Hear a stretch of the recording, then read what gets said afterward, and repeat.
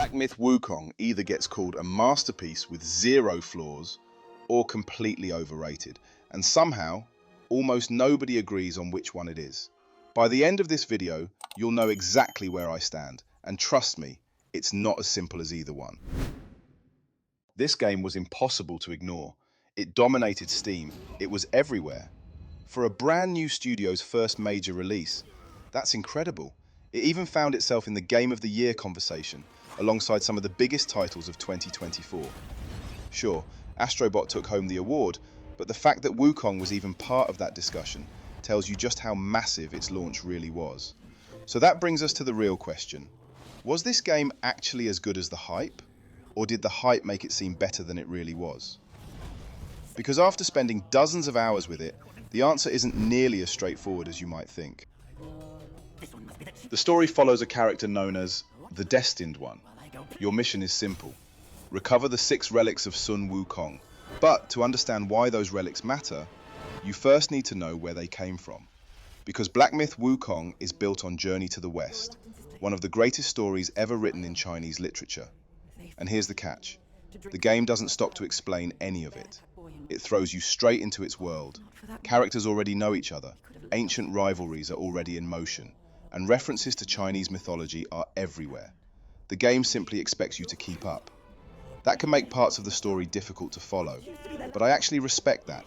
Game science never tried to simplify its mythology for a global audience. Instead, it trusted its own culture to tell the story. And that confidence shows in everything. The characters, the cutscenes, the world. Even the way each chapter ends feels less like finishing a level and more like turning the page of an ancient legend. And if this world ends up pulling you in, there are some incredible lore creators who dive much deeper into the mythology, the hidden references, and the full story behind every character. And honestly, once you start learning about it, you'll appreciate this game even more. This is where the game really won me over. Chapter 1 keeps things fairly straightforward. A few side paths, a handful of secrets, just enough to teach you how the world works. Then, Chapter 2 changes everything. The world opens up. Hidden paths appear where you least expect them.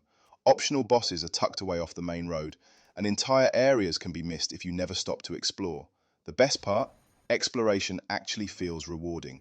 You're not opening another chest for a few extra coins. You might discover a brand new boss, a powerful spirit that completely changes your build, or an entire questline you never knew existed. It constantly feels like the game is hiding something just around the next corner.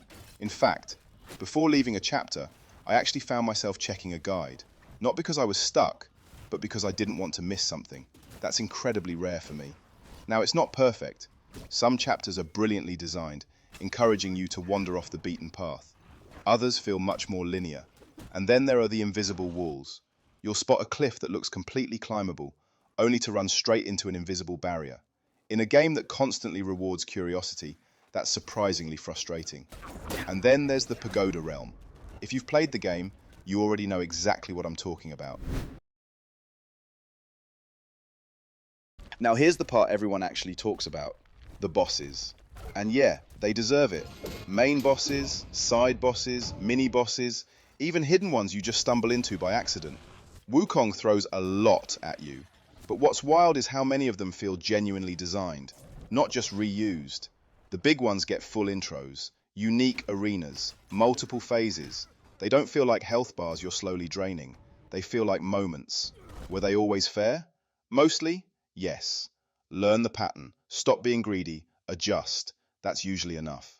But to be fair, there is a hitbox issue with some of the larger bosses, where it really looks like your attack connected, and it just doesn't. And in a tight fight like that, one detail like that can completely break the rhythm of the moment. Still, even side bosses you find by accident can go toe-to-toe with main story fights in terms of design. And honestly, that's one of the biggest reasons exploration in this game feels so rewarding. On the surface, combat looks simple. Light combo, a few stances, dodge, and punish. But here's where it gets deeper than most people give it credit for. Spells like Immobilize feel completely busted early on until the game starts throwing enemies at you, where relying on it actually backfires. Then there's the spirit system. You don't just defeat enemies, you take them with you. You equip their abilities, each one carrying a passive bonus that actually changes your build, not just your moveset. Transformations push it even further. You literally become enemies you've beaten. Stack that with gear, relics, and a gourd healing system that doesn't just restore health, but actually buffs your build.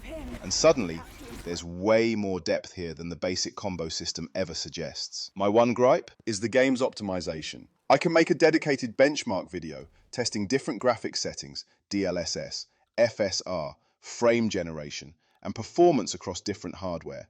If you'd like to see that, let me know in the comments. So, is it overrated or a masterpiece? Honestly, neither. It's a very strong action RPG with real highs and a few clear rough edges. But the highs are loud enough that the flaws don't end up defining the experience. The bosses are unforgettable. The world is stunning. The build systems run deeper than they first look. And that sense of discovery? That's genuinely one of the best parts of any game I've played recently. A lot of people lump this in with Souls-likes, and I get why. You've got bonfire-style shrines to rest at, brutal bosses that demand you learn their patterns, and fast travel between checkpoints once you've unlocked them. But if you're going in fresh, don't expect a traditional Souls-like. It's closer to a boss-heavy action RPG with semi-open areas, built entirely around mythological storytelling. Set those expectations right, and I think you're in for one of the more memorable games in the genre. If this video helped you decide whether to play it or to replay it again, that's exactly what I wanted. Drop a comment with your take. If you enjoyed this, smash that like button. Share it with a friend who's still on the fence about this game. And subscribe to Xord Reviews if you want more breakdowns like this one. That's it for me. I'll see you in the next one. And as always, keep playing.